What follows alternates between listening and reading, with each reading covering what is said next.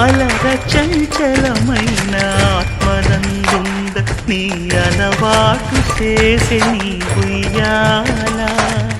అలర చంచలమైన ఆత్మనందుంద నీ అలవాటు చేసే నీ ఉయ్యాల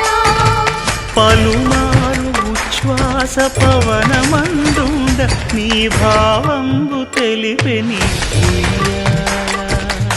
పలుమారు ఉచ్ఛ్వాస పవనమందుండ నీ భావం